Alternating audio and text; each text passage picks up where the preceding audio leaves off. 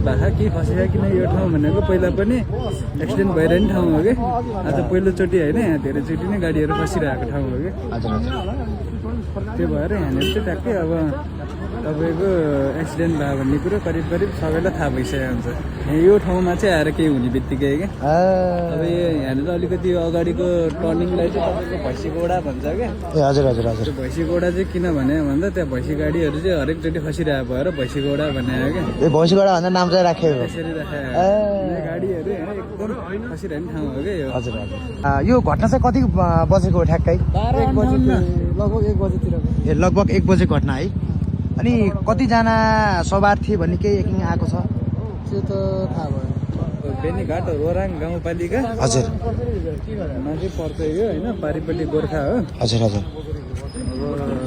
जस तपाईँले के खस्यो भन्ने कुरा चाहिँ राति थाहा पाउनु भयो पारिपट्टि तपाईँको यो ठाउँमा चाहिँ तपाईँको घर हजुर होइन त के खस्यो भन्ने चाहिँ थाहा पाउनु भयो राति नै 1 बजे केही खस्या जस्तो अब अवलोकन चाहिँ गरियो तर अब बसै खस्या भन्ने कुरो चाहिँ हामीले अब फिक्स त गर्न सकेन तर केही न केही एक्सिडेन्ट चाहिँ भएको केही फसेको किन यो ठाउँ भनेको पहिला पनि एक्सिडेन्ट भइरहने ठाउँ हो कि आज पहिलोचोटि होइन यहाँ धेरैचोटि नै गाडीहरू फसिरहेको ठाउँ हो कि हजुर त्यो भएर यहाँनिर चाहिँ ट्याक्कै अब तपाईँको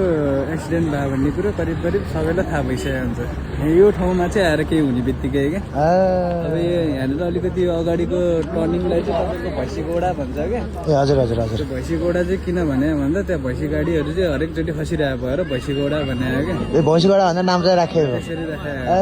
गाडीहरू यहाँ एकदम फसिरहने ठाउँ हो क्या यो हजुर हजुर